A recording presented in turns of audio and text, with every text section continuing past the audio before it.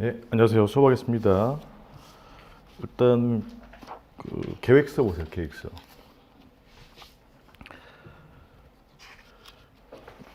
계획서의 3페이지에 강의 계획, 연강 계획에서 여기 중간에 그 1순환의 목표는 지금 5분의 1 지점에 A 플러스 B급까지 하는 B급. 그래서 0순환에 A급을 했기 때문에 그 다음에 1순환에서는 이제 B급까지 하셔야 된다. 제가 말씀드린 거 해오셨나요? 0순환 했던 거 암기해 오셨어요? 사례집? 하고 있어요. 하여튼 계속 하시고 B급까지 하면 또 확대해서 하셔야 돼요. 그 다음에 다음 시간에 복습시험 25점 볼 때 꼭 잘 쓰시도록 하고, 그 다음에 진행은 요 기본서로 이제 어디가 중요한지 이제 체크한 다음에 이제 사례집 위주로 하도록 하겠습니다. 오늘은 이제 취소 소송 요건 바로 가죠. 진도.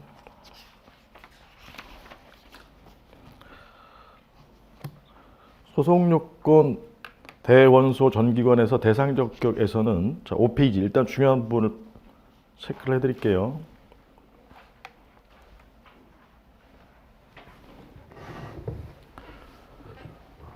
화면에 띄워놨으니까. 5페이지의 로마자 1번의 처분 개념 문제는 A급이에요. 표시는 일단 해놓으세요. A급. 옆에다 A 이렇게 써놓으시면 되고, 그 중에 시험에 뜰 수 있는 게 3번의 판례에서 네 번째 줄에 세무조사 결정 통지, 세무조사 결정 통지 처분성 인정한 판례. 여기 이제 144시에 뜬 거고요. 여기에 좀 확률이 높아요.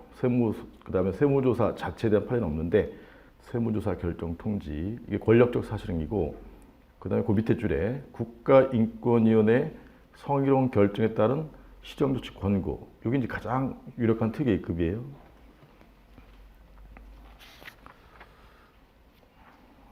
그다음에 7페이지.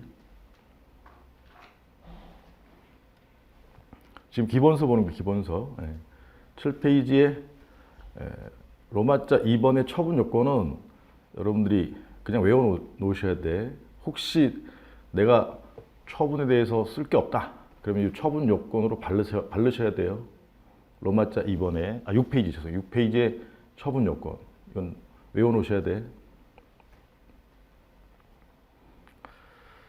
그 다음에 7페이지 로마자 3번의 구체적 사례에서는 외워두셔야 될 건 이제 양가로 영번의 기본 개념, 하명, 허가, 특허, 인가, 취소, 철회 이런 거 다 외워두셔야 되고, 그 다음에 양가로 1번에 양가로 가번, 법규명령이 취소송의 대상이 되는지, 이게 특이급이에요.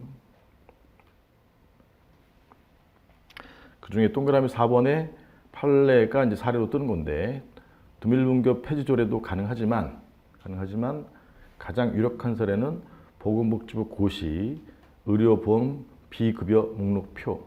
이게 이제 변시에 뜬 거라서 제가 보기에 이거 노무사시험에서 뜰 확률이 굉장히 높아요. 특이급이야. 1구 변시에 뜬 문제. 1구 변시. 제 사례집 뒷부분에 타시험 문제 있는데 1구 변시. 2문이에요. 2문. 최신 판례 22-7에서도 나중에 연습을 하게 될 거예요. 적어 놓으세요. 이렇게 해가지고 22-7. 여러분들이 공부를 효율적으로 하려면 어디가 중요한지 A급, B급으로 나눈 다음에 집에서 복습하실 때 A급부터 하셔야 된단 말이에요. A급 딱 해놓고 그 다음에 B급까지 할 수 있도록 노력하셔야 돼요. 그 중에서도 특이 A급은 좀 더 남들보다 잘할 수 있게 하셔야 되고요. 그 다음에 9페이지에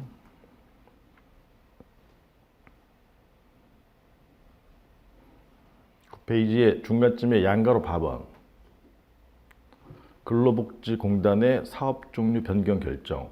이게 A급이에요. 이게 노무사 관련 문제라서 얘도 뜰 확률이 상당히 높아요.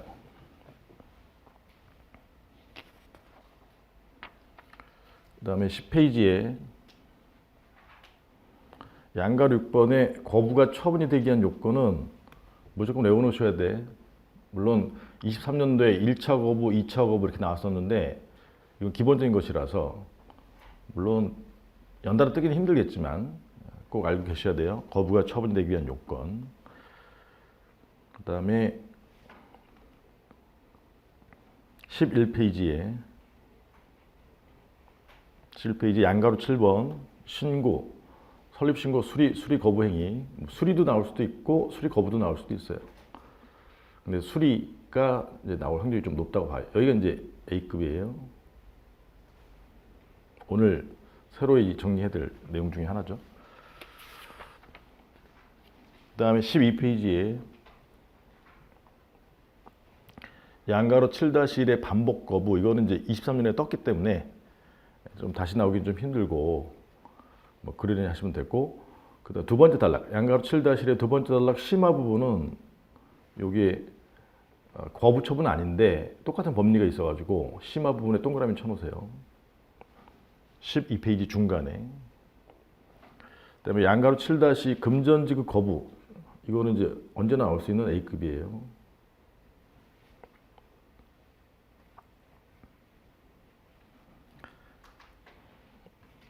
그다음에 14페이지에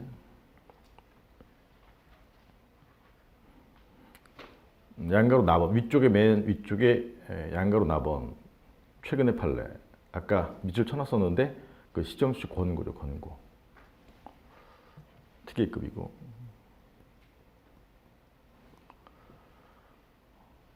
그래서 바로 이제 취소소송 갔을 때에는 일단 이런 것들이 A급, 뭐 B급이고요. 그 다음에 심판을 거치게 되면 A2의 판단이 재결인데 로마자 4번의 이제 재결과 관련해서는 원칙이 원처분주의죠. 원칙이 원처분주의. 예외적인 재결주의. 예외적인 재결주의가 뭐가 있죠? 감중. 감중이 아니고서 전부 원처분주의예요. 그래서 원처분주의와 관련된 쟁점, 그 이제 2번인데 2번 재결 자체 고의한하자는 법 19조 단서인데,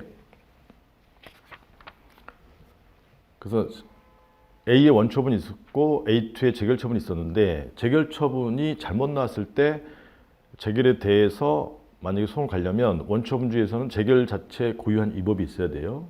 그래서 16페이지에 보시면 메뉴 양가로 2번 재결 형태에 따라서 재결에 대해서 불복을 할 때 재결 자체 고유한 위법이 있다는 말은 재결이 잘못 발령된 경우인데 양가로 가번의 각하 재결, 양가로 나번의 기각 재결 등등 나올 수 있는데 양가로 다번에 전부 인용 재결이 이제 나올 때가 됐어요. 특이급이야.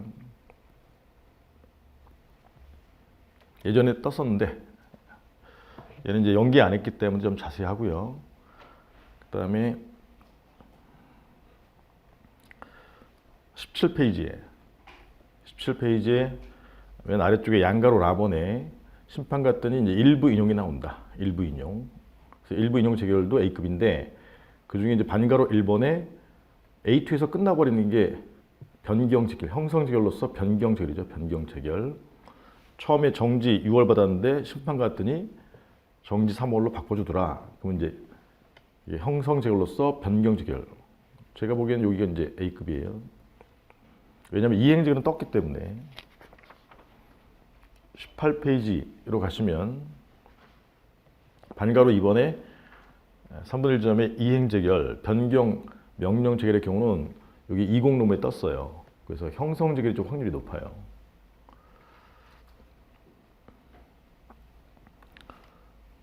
그 다음에 19페이지 맨 위에 양가로 3번에 19조 단서를 위반한 소송의 효과, 얘도 좀 챙겨두셔야 되고,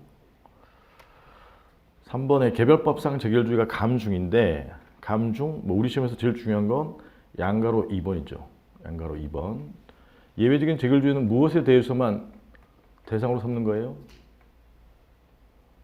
재결에 대해서만. 그래서 양가로 2번이 이제 핵심인데 양가로 2번. 두 번째 줄에 중앙노동위원회의 재심 판정에 대해서만 대상으로 삼는 거잖아요. 그래서 예외적인 재결주의인데 그때 이제 피고적격도 예외죠. 중앙노동위원회가 아니라 중노위원장, 뭐 기간도 예외죠. 15일 내에 소송 가는 건데 이건 이제 취소송 갈 때 얘기고, 이제 미기출인 부분이 양가로 3번이에요. 양가로 3번.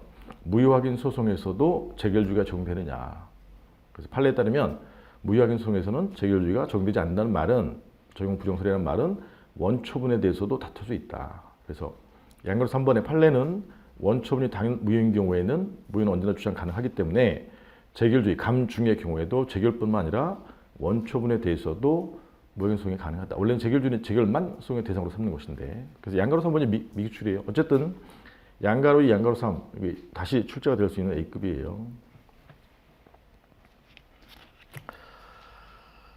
그다음에 다른 시험에서는 로마자 5번에 아라비아자 1번 개별법상 재결주의가 문제되었던 경우 중앙토지수용위원회 이의재결, 여기 이제 다른 시험에서는 잘 나오는 건데 노무사 시험에서는 B급이에요.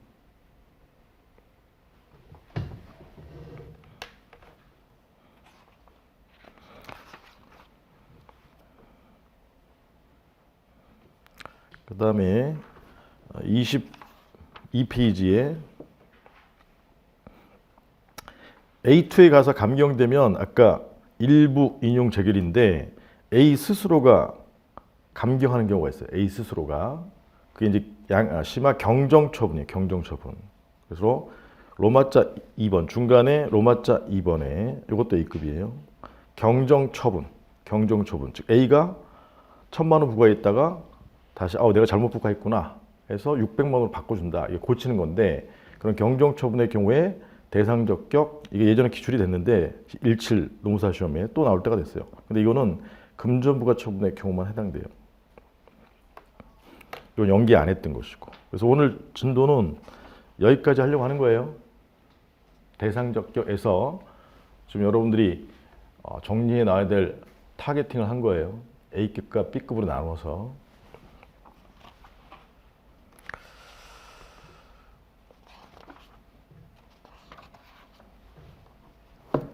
하나씩 중요한 걸 다시 한번 문제로 풀어보죠. 일단 처분 개념 문제가 좀 어렵기 때문에 맨 마지막 시간에 하기로 하고 7페이지에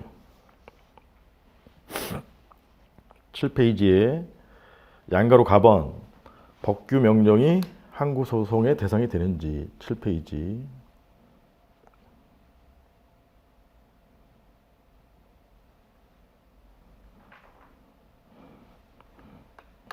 연기한 건데 사례집 보실까요?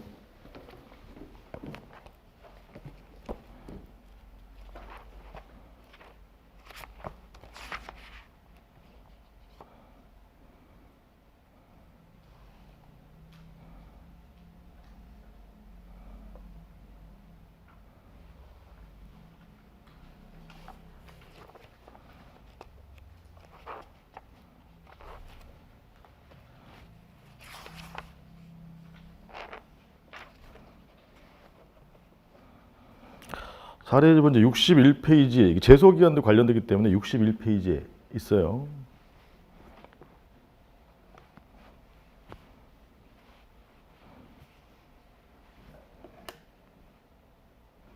조금 사례적으로 왔다 갔다 해도 양해를 해주셔야 돼.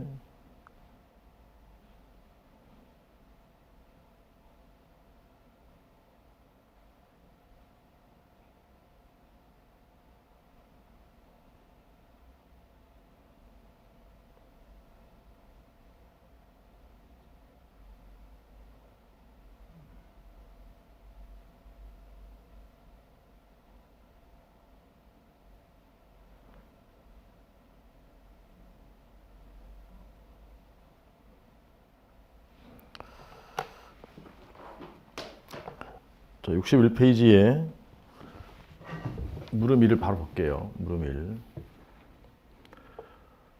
보건복지부 고시인 약제 급여 목록 및 급여 상한 금액표의 법적 성질을 법규 명령이라고 본다면, 법규 명령. 이 법규 명령이 이제 포인트예요.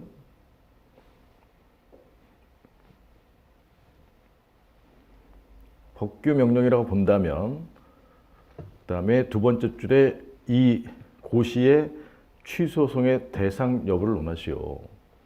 그럼 위에서 쭉 읽어보시면서 고시가 어느 것인지 한번 체크를 해보세요.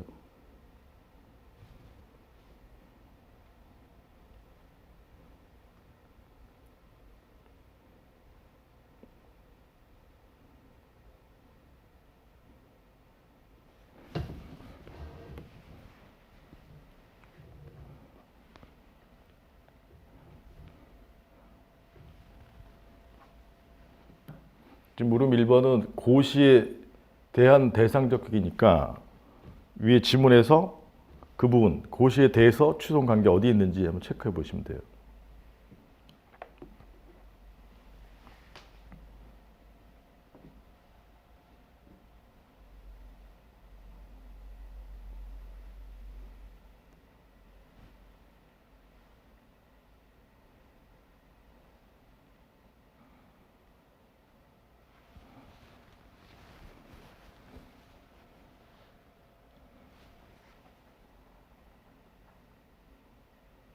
찾았어요? 못 찾았어요? 그 중간에 박스 바로 위에 2018년 12월 26일 이런 게 나오면 이제 제소 기간도 묻고 있는데 그건 물음 3에서 묻고 있는 거고요. 이 사건 고시에 대한 취소송을 제기했다. 그래서 이 사건 고시에 대한 취소송을 제기했다. 이 사건 고시의 내용은 어디 있냐면 그 밑에 작은 박스예요. 작은 박스에 보건복지부 고시. 원래 법규 명령의 형식은 대통령이 만들면 뭐죠? 기억 안 나죠? 시행령. 총리나 각부에서 만들면 시행규칙인데 얘는 법규 명령 형식이 아니기 때문에 고시, 훈령 이런 건 행정규칙 형식이에요. 근데 그 내용이 법령의 위임을 받아서 법규사항을 정하고 있으면 그런 애를 행정규칙 형식의 법규 명령인데 판례에 따르면 얘는 법규사항을 정하고 있으니까 법규 명령이라고 봐요. 그래서 다른 시험에서는 그 법적 성질을 쓰는 게 포인트지만 노무사 시험에서는 거기까지 쓰게 하면 무리가 있기 때문에 일단 제가 법규 명령이라고 물음 1에서 법규 명령이라고 본다 이렇게 해서 법규 명령. 통상의 법규 명령은 일주간이에요? 개구직이에요? 일주간이죠? 일반적, 추상적, 그 다음에 간접적이란 말이에요. 그래서 통상의 법규 명령은 일주간인데 얘는 개구직의 성질을 가지는 법규 명령이에요. 그런 걸 뭐라고 그래? 처분적 법규 명령이죠. 개구직의 성질을 가진 게 처분이니까. 그래서 이 고시의 내용을 보니까 지금 두 번째 박스 맨 아래서 두 번째 줄에 별지사 삭제 품목 삭제한다. 삭제. 뭘 삭제하냐? 마지막 줄에 제조사 갑은 한미약품인데 한미약품에 여기 화면 보시면 돼요. 화면 품목 A 약품을 상한액 일정이 120원인데 얘를 삭제했어. 삭제. 그러면 한미약품 갑 제조사 입장에서는 이게 의료보험 그런데 병원에서 진료를 한 다음에 병원에서 진료비가 뭐 200만 원이 나오면 본인 부담금 100만 원 제외하고 그 다음에 국가 부담금을 의료보험공단에 청구를 하려면 요 고시에 품목이 있어야 된단 말이에요. 이해가시겠어요? 품목이 있어야 되는데 지금 삭제했단 말이에요. 삭제되면 병원에서 공단에 이 약품에 대해서 청구할 수 있어요? 없어요? 청구 못하죠? 그러니까 삭제됐다는 말은 이 고시가 갑에게는 수익적인 거예요? 침익적인 거예요? 침익적인 거잖아요. 병원에서 안 쓸 거니까. 이해가시겠어요? 그 위에 내용들이 다 그 내용들을 담고 있는 거란 말이야. 첫 번째 줄부터 쭉 나와 있는 내용들이. 그래서 결론은 이 고시는 제조사 갑에게는 침익적인 행정작용이다. 근데 침익적인 행정작용인데 성질은 뭐예요? 원래 행정부에서 만든 행정입법, 법규명령과 행정규칙이 있는데 얘는 법규명령이란 말이에요. 법규명령. 그래서 원래는 법규명령이기 때문에 삭제 품목을 이렇게 제조사가 이렇게 특정하면 안 돼요. 법규명령의 경우에는 이러이러한 약품의 경우에는 그다음에 행정청의 삭제 명령에 의해 삭제할 수 있다 이렇게 돼 있어요. 그래서 통상은 행정청이 삭제 명령 제조사 갑의 A 약품은 삭제한다 이런 중간 행위가 있어야 돼. 중간 행위. 삭제 명령과 같은 그 삭제 명령과 같은 중간 행위에 개입이 있어야 되는데 이 중간 행위가 행정 행위잖아요. 행정 행위에 개입이 있어야 되니까 원래 법규 명령은 일반적, 추상적, 행정에 개입이 있어야 되니까 간접적인데 지금 이 법규명령 같은 경우에는 일반적인 반대말이 뭐냐면 개별적이잖아요. 개별적. 대상이 된 사람이 일반인이 아니라 불특정 다수인이 아니라 갑과 같은 특정 범위의 사람이란 말이에요. 개별적이고 그 다음에 사건은 불특정 다수의 사건이 아니라 갑의 A 약품을 사용한 경우라는 뜻이에요. 그러니까 얘는 구체적 사건에 대한 것이죠. 그 다음에 중간에 삭제 명령과 같은 행정의 개입 없이 바로 이 고시가 법규 명령이 갑의 권익에 영향을 미치고 있으니까 갑의 재산권에 그러니까 얘는 직접적인다. 직접적. 결론 얘는 원칙적인 법규 명령이 아니라 예외적인 처분의 성질을 갖는 법규 명령이 되는 거예요. 그래서 통설 판례 입장이 예외적 긍정설인데 그 예외적 긍정설에 의할 때 개구직 성격을 갖고 있기 때문에 처분적 법규 명령으로서 취소송의 대상이 된다. 이렇게 흘러가는 거예요.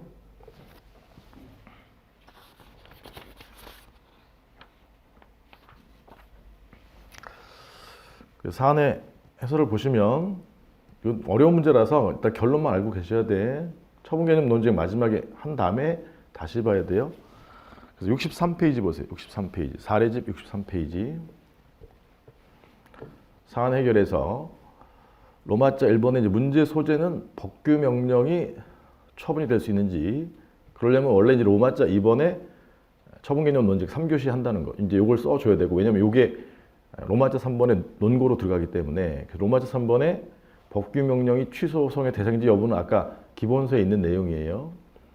근데 통설 판례가 예외적 긍정설이야. 예외적 긍정설. 원칙은 안 되고 예외로 된다. 그래서 이 사안이 예외에 해당하는 것이에요.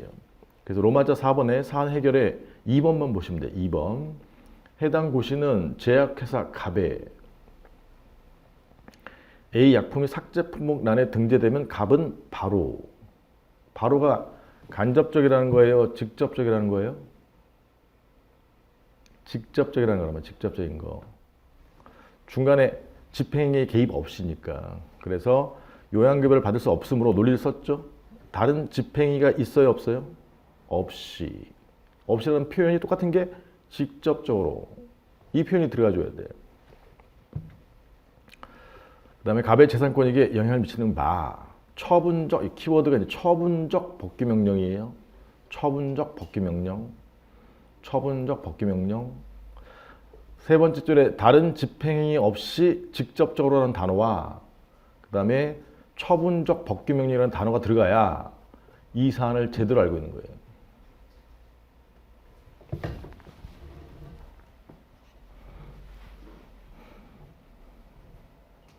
다시 통상의 법규 명령은 중간에 집행행위에 개입이 있어요? 없어요?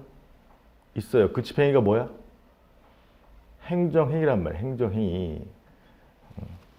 근데 얘는 중간에 삭제 명령 같은 집행행위에 개입이 있어요? 없어요? 없어요. 없으니까 직접이야? 간접이야? 직접적으로. 집행행위에 개입 없이 직접적으로. 그럼 법규명령을 뭐라고 부른다고요? 처분적 법규명령이라고 해요. 처분적 법규명령. 첫 시간부터 골 때리죠? 왜냐하면 여러분들이 이제 연기에 일부 하긴 했는데 정확한 개념이 안 서 있기 때문에 그래서 어렵지만 규출될 특 A급이기 때문에 반드시 하셔야 돼.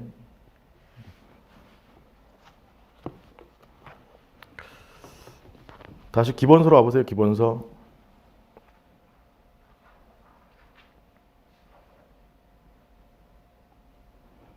기본서의 7페이지.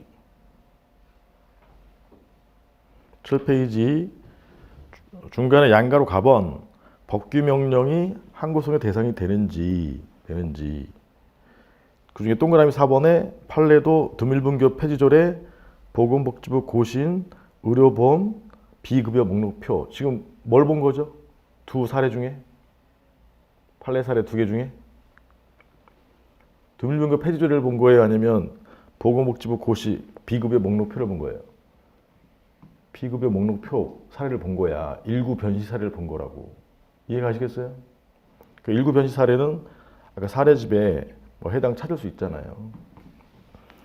그럼 원래는 이제 견해들이 있어요. 동그라미 1번에 쟁송법적 처분개념서를 논거로 긍정하는 견해, 동그라미 2번에 실체법적 처분개념서를 논거로 부정하는 견해 등이 있는데 동그라미 3번이 핵심이에요.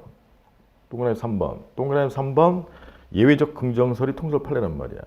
그래서 동그라미 3번에 일반적 추상적 성격을 가지는 법규명령은 그 사이에다 하나 써놓으라고 했었죠. 뭘 써놓으셔야 돼? 직접적인 영향을 미치는 것이 아니라는 말은 행정회의에 개입이 있어요, 없어요? 행정회의에 개입이 있어 이렇게 써놓으셔야 된단 말이에요. 행정회의에 개입이 있어. 국민의 권익에 직접적인 영향을 미치는 것은 아니어서 원칙적으로 처분이 될 수 없으나 다시 법규명령은 일추간이란 말이야. 일추간. 일추간이 뭐야? 행정에 개입이 없어. 직접적인 영향을 미치는 것이 아니라는 말은 간접적이어서 이렇게 써도 돼요. 예외적으로 처분적 법령, 처분적 법규명령은 다른 집행행위 없이, 행정행위 없이 이런 뜻이에요. 다른 집행행위, 행정행위 없이. 없으니까 간접적이에요, 직접적이에요? 직접적이다, 직접적. 아까 요 고시는 중간에 삭제 명령 이런 행정행위가 있었어요, 없었어요? 없었단 말이야. 그냥 요 삭제 품목에 등재가 되면 바로 갑 회사의 권익에 영향을 미치잖아요, 바로. 그래서 다른 집행이 없이 같은 말이 직접적으로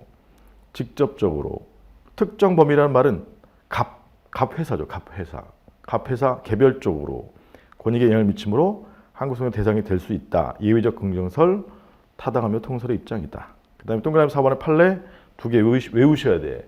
두밀분교 폐지조례, 그 다음에 보건복지부 고시 비급여 목록표.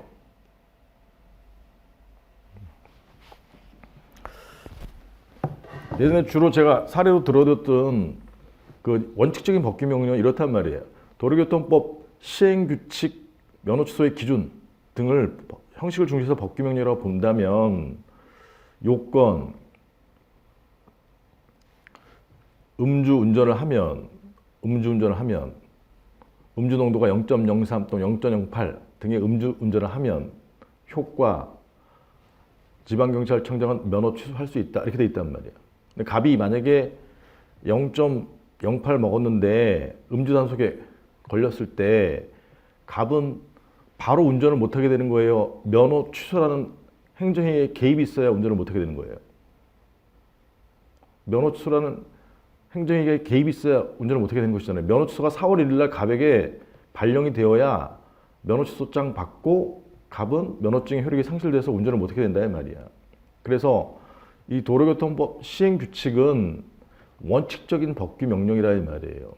왜냐하면 음주한 사람은 불특정 다수이니까 일반인을 대상으로 하잖아요. 갑만이 아니라. 근데 면허 취소는 갑만을 대상으로 하니까 개별적 이렇게 표현한단 말이에요. 근데 사건으로 본다면 0.08 이상 먹은 모든 사건에 대해서 적용되는 거야.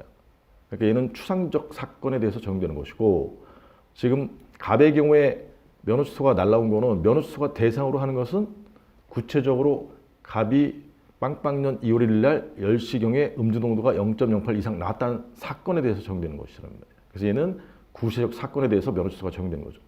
그 다음에 가장 중요한 단어가 뭐야? 면허 취소라는 행정행위에 개입이 있어야 된단 말이에요. 행정행위에 개입이 있어야 갑이 운전을 못하게 되니까 면허 취소는 갑에게 미치는 영향이 직접적이에요, 간접적이에요? 면허 취소는 직접적이죠, 직접적. 근데 이런 시행규칙은 면허 취소 중간 행위에 개입이 있어야 되기 때문에 이런 면허 취소에 개입이 있어야 되기 때문에 간접적이라는 표현이 된단 말이에요. 그런데 예외적인 법규명령, 즉 처분의 성질을 가지는 법규명령, 처분적 법규명령은 처분하고 똑같이 일추간이에요, 개구직이에요? 개구직이다, 아까 그 사안으로 보면 갑 회사니까 범위가 특정되잖아요. 사람이 개별적이고. 그 다음에 A 약품 사건이니까 구체적 사건이잖아요. 그 다음에 중간에 집행행위에 개입이 있어요, 없어요? 집행행위 개입이 없이 바로 갑 회색에 영향을 미치니까 직접적이에요, 간접적이에요? 직접적이다 이 말이에요. 두 문자 개구직 성질을 가지는 법규명령을 뭐라고 그래요? 처분적 법규명령 또는 처분적 법령이라고 한단 말이에요. 제 수업 들으셨는데도 눈빛을 보니까 전혀 기억이 안 나는 것 같아.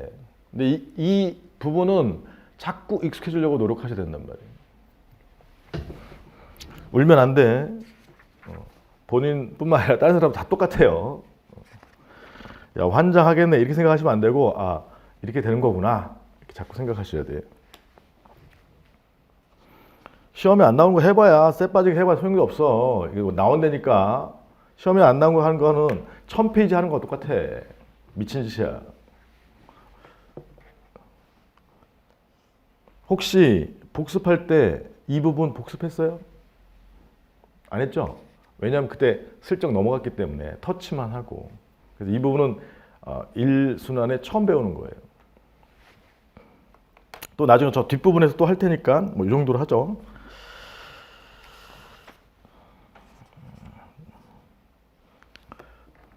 기본서를 일단 체크를 먼저 하고 사례집을 봐야겠네 보니까. 9페이지 보겠습니다. 9페이지.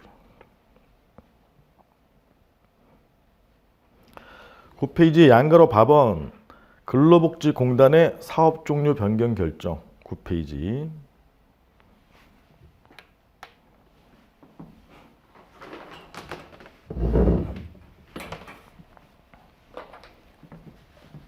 그래서 행정작용 중에 행정작용이 가장 큰 개념인데, 얘가 이제 국민에게 집행이 될 때 행정부에서 만드는 법이 행정입법이고,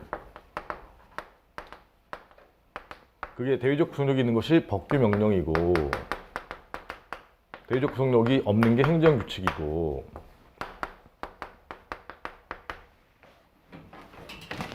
그런데 도로교통법 시행규칙, 면허취소의 기준, 형식을 중시해서 법규명령이라 본다면, 법규명령은 요건, 음주 농도가 0.03 이상이면 효과, 지방경찰청장은 면허 취소나 1년 내 범위 내에서 면허 정지를 할 수 있다. 이렇게 돼 있단 말이에요.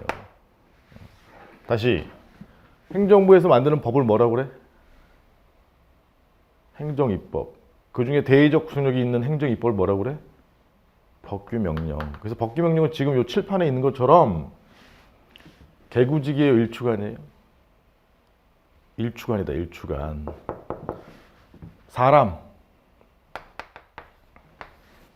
사람이 음주한 사람이 누구든 불특정 다수인, 일반인을 대상으로 한다. 근데 면허 취소와 같은 애는 행정행위, 처분이라고 하는데, 이 처분은 개구직이에요, 일주간이에요? 개구직이란 말이에요, 개구직. 면허 취소와 같은 애는 사람이 이렇게 딱 특정이 된다, 특정. 그게 개별적이라는 성질이란 말이에요. 사건으로 말하면 이런 법규명령은 0.03 이상 나온 모든 사건이야, 모든 사건. 불특정 다수의 사건이니까 추상적 사건을 대상으로 하는 거죠. 추상적의 반대말이 뭐죠? 구체적이란 말이야. 갑에 대한 면허 취소가 나왔다. 4월 1일 날. 근데 이제 2월 1일 날 10시경에 0.08 걸려가지고 나왔다. 이렇게 되면 이 면허 취소는 갑 사건에 대해서 나온 것이라 이 말이에요. 그걸 구체적 사건이라고 한단 말이에요.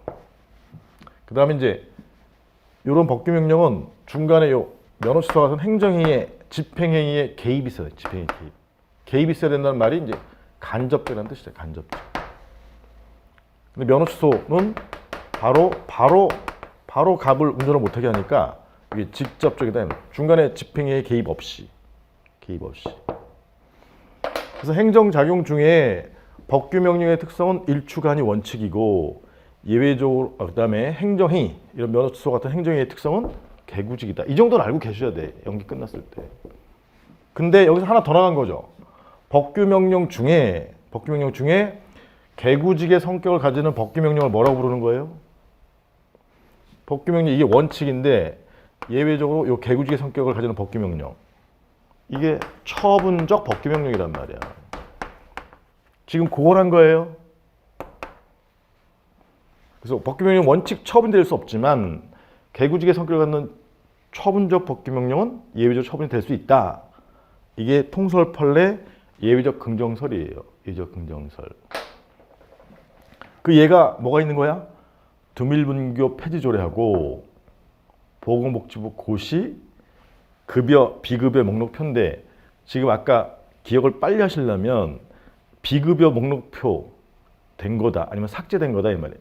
삭제라는 말이 비급여 목록표에 들어갔다 이런 뜻이야. 외울 수 있겠어요?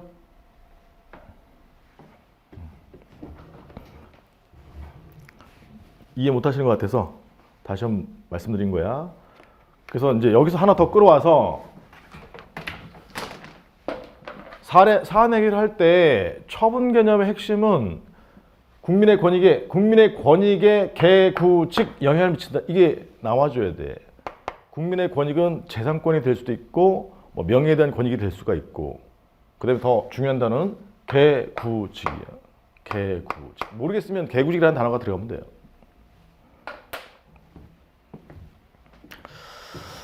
이제 그런 관점에서 9페이지에 양가로 밥원을 보자고요. 양가로 밥원. 근로복지공단의 사업 종류 변경 결정 가로 안에 국민에 제가 밑줄 쳐놨죠. 국민 공단하고 근로공단하고 단어를 문제가 나오면 잘 보셔야 돼.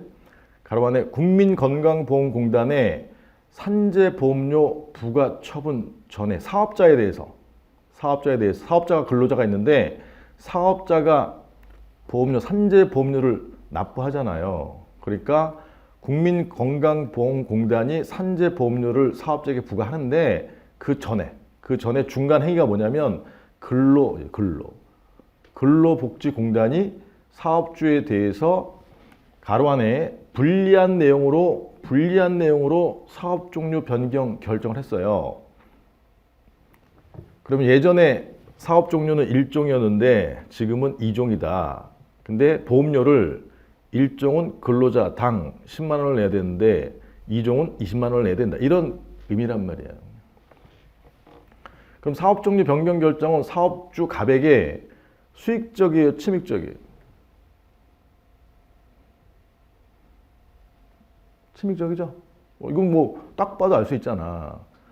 그래서 개별 사업장의 사업 종류가 사업주에게 불리한으로 변경되면 이제 갑의 권익에 재산권에 어떻게 영향을 미치는지를 설명한 거야. 어떻게? 보험료율이 인상되고 사업주가 여기가 핵심이죠. 사업주가 납부해야 하는 산재보험료가 증가함으로 쓸 수 있죠? 증가함으로. 이게 이제 갑의 재산권에 개구직 영향을 미친다는 것의 구체적인 내용이에요. 증가함으로. 결론. 사업주의 권익에 여기 직접 영향을 미친다. 직접 영향을 미친다. 보험료 낼 게 증가함으로. 직접. 처분이다 아니다. 처분이다. 일단 이 결론을 알고 계셔야 돼. 여기 또 다른 쟁점이 하나 숨어 있는데 그건 나중에. 다시. 산재보험료는 최종적으로 누가 부과하죠? 양가로 밥원의 지문상 국민공단이 부과하는 국민이 산재보험료 부과하기 전의 기준이 사업 종류란 말이에요. 사업 종류. 사업 종류를 지금 중간 행위를 어떻게 한 거죠? 불리하게 변경을 했단 말이야. 누가 변경했죠? 그건 근로복지공단이야. 근로복지공단이. 그래서 제가 밑줄 다 쳐놨잖아요. 첫 번째 줄에 국민, 그 다음에 중간에 근로. 이해가시겠어요? 그럼 지금 사업주 갑이 취소송의 대상으로 삼은 거는 산재보험료야 아니면 종류 변경 결정이에요. 종류 변경 결정에 대해서 취소송 간 거예요. 이해가? 그럼 걔는 처분이다 아니다. 왜 처분이죠? 불리한 내용으로 변경이 되면 갑이 내야 될 보험료가 어떻게 된다고요? 증가함으로 갑의 재산권에 직접 영향을 미치는 처분이다. 이게 판례 내용이란 말이야. 별로 어려운 것도 없어요. 그냥 단순히 딱 생각해 봐도. 나중에 하나 쟁점이 더 있어서 그건 나중에 가르쳐 드릴게요. 근데 얘가 만약에 떴어. 취소송의 대상으로 삼을 수 있는 거 25점으로 떴어. 근데 지금 나는 달랑 판례 이거 하나 알아. 로마자 2번에 쓸 내용이 뭐예요? 처분 요건을 써줘야 돼. 생각이 안 나면 아까 6페이지에 로마자 2번은 무조건 외우셔야 된단 말이야.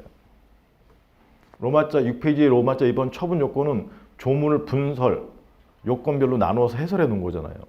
조문이 로마자 2번의 처분 요건 1번 행정청의 구체적 사실에 관한 법 집행으로서 공권력 행사 그 거부, 맨 아래쪽에 2번 그 밖에 이에 준하는 행정작용, 7페이지 맨 위에 3번 행정심판 재결, 2조랑 1호가 이렇게 세 가지로 구성이 돼 있어요. 그 밑에 해설들을 쓸 수 있어야 되는데 못 쓰겠으면 그 조문 분설이라도 목차로 달아내야 된다고.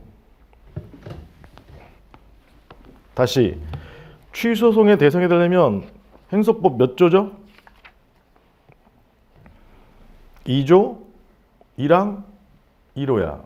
2조 1항 찾으셨어요? 2조 1항 1호를 보면 처분 등이라 하면 이제 그다음부터가 요건이잖아요. 행정청이 행하는 구체적 사실에 관한 법 집행으로서 공권력 행사 거부와 여기가 하나. 이해가요? 시험장에서 생각이 안 나면 그때 법조문을 활용하셔야 돼. 근데 여러분들이 법조문 활용할 시간이 없기 때문에 제가 말씀드린 거는 가급적이면 중요한 조문은 조문 번호하고 핵심 내용을 외워라 이렇게 말씀드리는 거예요. 법조문을 찾는 순간 시간이 날아간단 말이야. 그 실제 시험에서는 시간 안배가 가장 큰 핵심인데 법조문 찾는 순간 날아가니까 가급적이면 중요한 조문은 외워라. 얘는 외우는 게 좋은 조문이에요. 그 다음에 두 번째가 뭐예요? 그 밖에 이에 주는 행정작용. 3번이 뭐예요? 행정심판에 대한 재결. 그걸 제가 목차로 써놓은 거잖아요. 이해 가시겠어? 그리고 원래는 그 하부 내용을 써야만 배점을 채울 수가 있어요.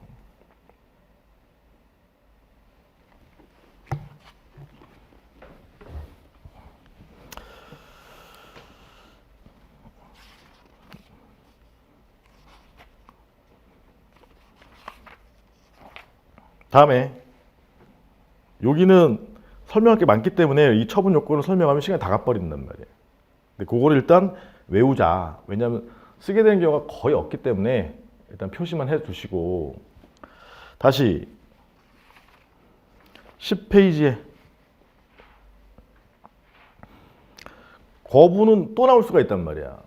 거부가 처분이 되기 위한 요건은 무조건 외워놓으셔야 돼. 얘는 연기했기 때문에 상세 내용은 그냥 목차만 잡아올게요. 1번이 뭐죠? 그런데 허가 신청할 때 시간적 순서대로 허가 신청할 때 거부 나오면 건축주 갑은 법령상 조리상 양가로 가본에 신청권이 필요한지 여부에서 부정설이 있으나 동그라미 번에 긍정설이 타당하다 이렇게 가야 되죠.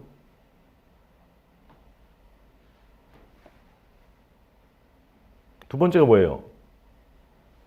11페이지 맨 위에 양가로 나번에 공권력 행사의 거부, 즉 수익적 처분 허가를 안 해주는 게 거부잖아요.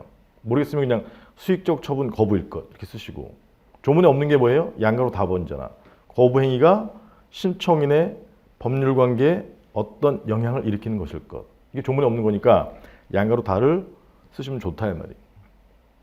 그 다음에 양가로 7번에 설립신고, 노조 설립신고 수리 거부했을 때 그때는 하나 더 써줘야 된다. 양가로 가번에 자완신과 양가로 나번에 수유신을 쓰고 어느 경우에 처분성을 인정하죠? 자완신이냐 수유신이냐? 자완신은 수리 거부는 처분이 아니고 수요신은 수리 거부는 처분이다니까 양가로 수요신으로 사안포섭하는 게 좋다 이 말이에요. 양가로 다 건축법성의 신고는 X표 해놓으라고 했었죠. X표. 여러분들 이거 쓰기 어렵단 말이에요. 그래서 실제 법령에서 신고가 있을 때 이게 자완신인지 수요신인지 심화, 양자의 구별 기준 써주는 게 득점 포인트인데 그중에 반가로 1번에 동그라미 1번 형식적 심사권만 인정하면 뭐죠? 지금 11페이지 맨 아래쪽이야. 맨 아래에서 두 번째 줄 형식적 심사권만 인정하면 자완신.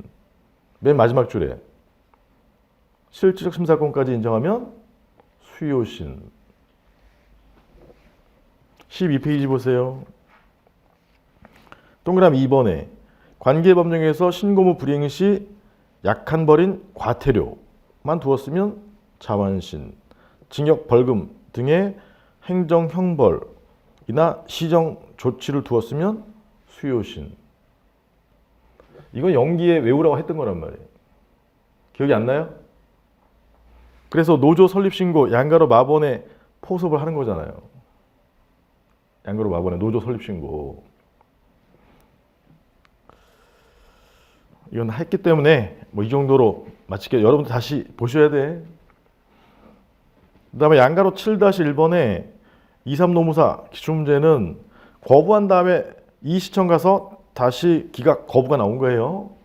그래서 두 번째 거부가 처분이 되려면 양가로 7-1번에 첫 번째 줄에 제목이 이 신청이라 하더라도 그 내용이 새로운 신청, 키워드가 새로운 신청이에요. 새로운 신청. 새로운 신청이 가장 중요한 단어야. 새로운 신청. 예컨대 각종 증거를 다시 갖춰서 새로 신청하는 거예요. 그러면 동일한 내용으로 거절하는 것도 새로운 거부 처분으로 범위 원칙이다. 얘는 이제 2일 변시에 떴었고요. 그 다음에 처분에 해당한지가 불분명한 경우에는 키워드가 이제 90일 이내에 쟁송되지 않네. 이런 게 나와줘야 돼요. 행정청이 제2차 거부를 하면서 90일 내에 심판이나 소송 갈 수 있습니다. 이렇게 알려줬단 말이에요. 그러면 행정청 입장에서는 처분이라고 공적 견해 표명을 한 것이기 때문에 국민갑의 입장에서는 이게 처분이니까 90일 내에 가야겠구나 이렇게 알 수 있었잖아요. 그래서 그 알 수 있었다 예경 가능성 등을 요건으로 해요. 그래서 그 불복 방법 선택에 중대한 이해관계를 가지는 상대방 갑에 이게 처분이구나 인식 가능했었고 소송으로 다툴 수 있구나 예측 가능성. 이게 중요한 단어예요. 인식 가능성, 예측 가능성을 고려해서 규범적으로 판단한다. 규범적으로. 그래서 거기와 관련된 사실관계는 세 번째 줄에 쟁송제기 안내요. 쟁송제기 안내. 다시 2차 거부가 처분이 되려면 첫 번째 줄에 어떤 신청해야 돼요? 새로운 신청. 새로운 신청. 그 다음 세 번째 줄에 90일 내 쟁송제기 안내. 이런 게 나오면 처분이다. 이렇게 포섭할 수 있는 거예요. 그 다음에 두 번째 단락은 심화. 어떤 처분이 수익적 처분을 구하는 신청에 대한 거부 처분이 아니라 하더라도 원래는 이제 1차 거부, 2차 거부가 처분이 되기 위한 요건에 대한 법리가 첫 번째 단락인데 이 판례는 거부 처분이 두 번째 행정작용이 거부 처분은 아니었었어요. 그래서 가로 안에 보면 신청에 따른 거부 처분이 없었고 1차 조정금 수령 통지 했단 말이에요. 그럴 때 해당 처분에 대한 이 신청의 내용이 새로운 신청을 여기 키워드 여기죠. 여기도 마찬가지로 새로운 신청을 하는 취지로 볼 수 있는 경우 그 이 신청에 대한 결정의 통보를 했는데 이 신청의 결정의 통보가 가로 안에 동일 산정금, 조정금 예컨대 1억 원이다. 이렇게 동일한 금액을 알리는 2차 조정금 통지를 했어요. 2차 조정금 통지. 그럼 1차 조정금 1억 원, 2차 조정금 1억 원, 2청 가서 그럼 2차 조정금 통지 이렇게 나왔다 이 말이에요. 금액의 변동이 있어요, 없어요? 없잖아요. 갑은 금액을 더 많이 받기를 원하는 건데 1차 조정금이나 2차 조정금이나 변동 없이 2차 조정금 1억 이렇게 통지를 해줬단 말이에요. 여기까지 이해가요? 근데 동일한 내용의 조정금 통지지만 2차 조정금 통지를 처분으로 봤어. 왜 처분으로 봤냐면 이 사람이 새로운 요건을 갖춰서 신청을 했단 말이에요. 새로운 신청. 2차 조정금 통지는 거부 처분이에요? 아니면 그냥 일종의 침입적 처분이에요? 1차 조정금 통지는. 자기는 2억 받고 싶은데 1억만 통지가 나왔어요? 그러면 1차 조정금 통지는 그냥 일종의 침입적 처분이라고 볼 수 있단 말이에요. 거부 처분은 아니고. 그래서 원래 법리는 첫 번째 단락에서 1차 거부 후에 2차 거부가 처분이 되는 요건인데 요 두 번째 단락은 1차 점검 통지 다음에 2차 점검 통지가 동일 금액이라 하더라도 새로운 신청이었으면 처분에 해당한다. 이게 판례예요. 그래서 이 시청에 대한 2차 점검 통지는 2차 거부 처분은 아닌데 새로운 처분으로 볼 수 있다. 이게 22년도에 나온 판례예요. 최근에 나온 판례.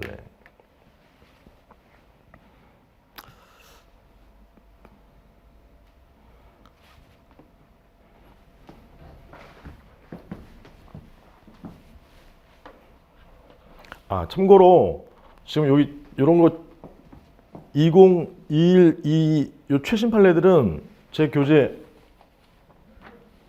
이거 최신 3년 나올 문제 여기 있죠? 요건 실강 참여자에 한해서 제가 무료로 드리는 거고, 오늘은 이제 여러분들이 준비를 안 해오실 것 같아가지고 그냥 제가 복사물로 드렸어요.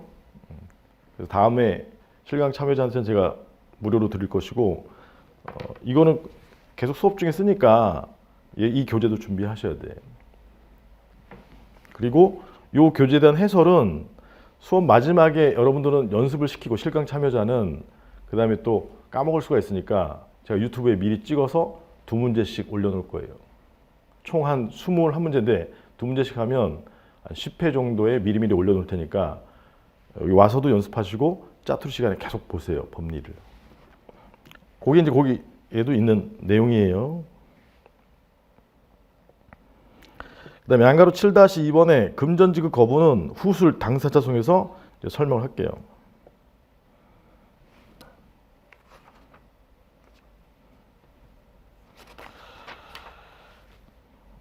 그 다음에 쉬었다가 15페이지 로마자 4번 재결과 관련된 내용을 볼게요. 쉬기 전에 1교시에 취소소송 갔을 때 소송 요건 중 대상적 격을 충족하려면 2조랑 1호에 무엇에 해당해야 되죠?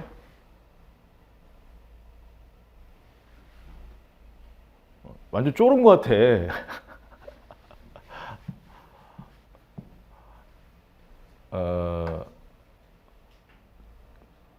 처음에 이 보건복지부 고시 이 사례가 좀 충격파가 컸나 봐요.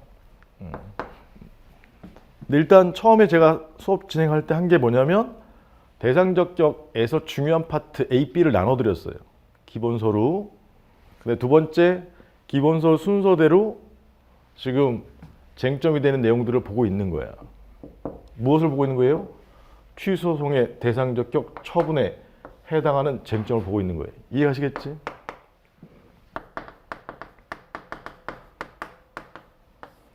근데 통상의 처분은 면허 취소와 같은 행정행위가 처분이에요. 이해가시겠지? 그래서 이 면허 취소 같은 행위를 행정행위라고 하는데, 행정행위 처분의 기준이 되는 게 이런 행정행위란 말이에요.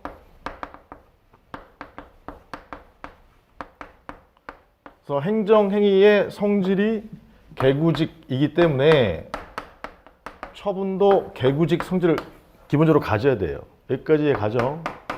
근데 첫 번째 터치한 쟁점이 뭐냐면 행정행위가 아닌 법규명령이 처분에 해당하냐, 이걸 다룬 거예요. 이해가요? 근데 법규명령은 통설 판례에 따르면 원칙 처분 이해아니에요. 처분이 아니지. 왜 처분이 아니죠? 법규명령은 대외적으로 국민의 권익에 영향을 미치긴 하는데 어떻게 영향을 미치는 거예요? 개구직이야, 일추가냐?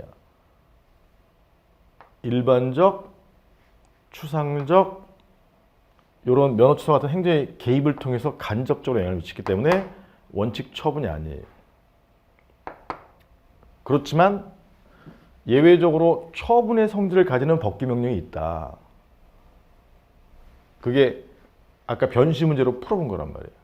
처분의 성질을 가지는 법규명령을 뭐라고 부르냐면 처분적 법규명령이라고 부른단 말이에요. 처분적 법령.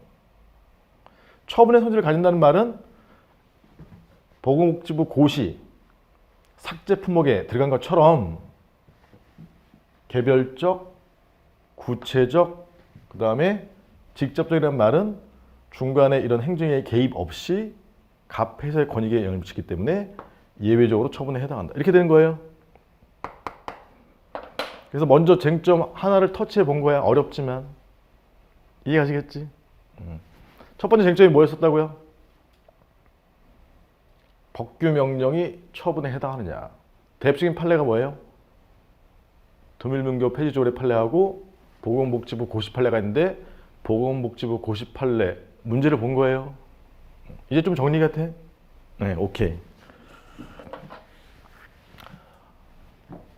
그 다음에 이 행정작용 중에 이제 중간행위라고 있는데 중간행위와 관련해서 우리 시험에서 뜰 수 있는 그 최근 판례가 아까 근로복지공단 국민건강보험공단이 사업자 갑에게 산재 보험료 20만 원 부과하기 전에 그 전에 근로복지공단이 사업자 갑에게 사업 종류를 뭐 1종에서 2종으로 바꾼다. 이 사업 종류 변경 결정이에요. 사업 종류 변경 결정이 있게 되면 갑의 재산권에 갑에게니까 개별적으로 갑 사건의 경우에 구체적으로 이 변경 결정 때문에 갑의 재산상 불이익을 주죠. 어떻게 불이익을 주는 거야? 여기 산재 보험료 내야 될 산재 보험료가 증가되어서 갑의 권익에 개구직 영향미침으로 처분에 해당한다. 이게 판례예요. 그거 한 거야. 이런 것들은 일종의 침익적 처분으로 볼 수 있어요. 그럼 침익적 처분 반대말이 뭐야? 수익적 처분. 갑이 건축 허가 신청했는데 허가 안 나오는 경우가 거부 처분이잖아요. 거부 처분. 그래서 거부가 처분이 되기 위한 요건을 받고 1차 거부했는데 4월 1일 날, 6월 1일 날 갑이 이거 좀 다시 심판해달라고 증거 등을 새로이 갖추어서 새로이 신청했단 말이에요. 새로이 신청했는데 2차 거부가 나왔다. 그러면 2차 거부가 처분에 해당한다는 거죠. 해당한다. 법리가 뭐야? 새로운 신청이라고 볼 수 있을 경우에는 1차 거부한 사람이 A인데 요 A 스스로에게 불복하는 것이 이의신청이라고 불러요. 이의신청. 상급 행정청에 대한 불복은 행정심판이잖아요. 행정심판. 그래서 지금 최신 판례인 2차 거부가 처분이 되기 위한 요건, 새로운 신청이어야 되고 A가 요 2차 거부하면서 이의신청하는데 2차 거부의 내용이 2차 거부하면서 나중에 쟁송 가실 수 있어 이렇게 안내했단 말이야. 쟁송 안내했으면 갑의 입장에서는 얘가 처분이라고 인식하고 예측할 수 있었기 때문에 처분에 해당한다. 그게 첫 번째 단락이에요. 근데 두 번째 심화 판례를 본 거는 1차 조정금 통지를 했는데 그게 1억이었다. 근데 갑은 2억 받고 싶은 거야. 그러니까 1억 조정금 통지가 마음에 안 드는 거죠. 그래서 A에게 이의 신청했는데 2차 조정금 1억과 동일한 내용으로 1차 통지와 동일한 내용으로 1억이다. 이렇게 동일 내용을 통지해줬다 이 말이에요. 이해가시겠어요? 그러면 동일 내용의 통지니까 이건 처분이 아니라 이렇게 볼 수도 있지만 판례에 따르면 이게 역시 새로운 신청이었다. 새로운 신청. 여기 새로운 신청. 증거를 갖춘 새로운 신청이었다 이 말이에요. 그럼 새로이 다 심리를 해야 된단 말이에요. 그래서 결론 얘도 처분에 해당한다. 이게 최근 판례라고. 비록 얘는 2차 거부는 아니지만 understand? 첫 번째 단락은 2차 거부. 두 번째 단락은 2차 거부는 아니에요. 2차 조정금 통지인데 얘도 새로운 신청에 해당한다면 처분에 해당한다. 근데 여기 이제 나중에 또 정리하게 되는 게 이의 신청했는데 기각이 나온 거예요. 기각 결정. 이의 신청 안 받아들인 거. 그게 처분이 이제 나중에 할 거예요.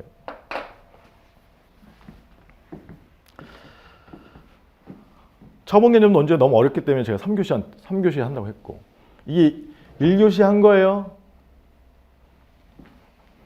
너무 이렇게 머리 아파하지 말고 처음이라서 근데 처음에 바로 다이렉트로 법규 명령이 대상이 되는지 들어가고 멘붕에 온 것 같아갖고 제가 하나씩 정리해 드린 거니까 정리 좀 됐어요? 오케이. 그리고 만약에 듣다가 정리가 안 된 것 같으면 저한테 빨리 신호를 보내세요. 아니면 쉬는 시간에 저한테 말씀해 주시면 제가 또 설명해 드릴 테니까. 쉬었다가는 15페이지 재결 파트 갈게요. 재결.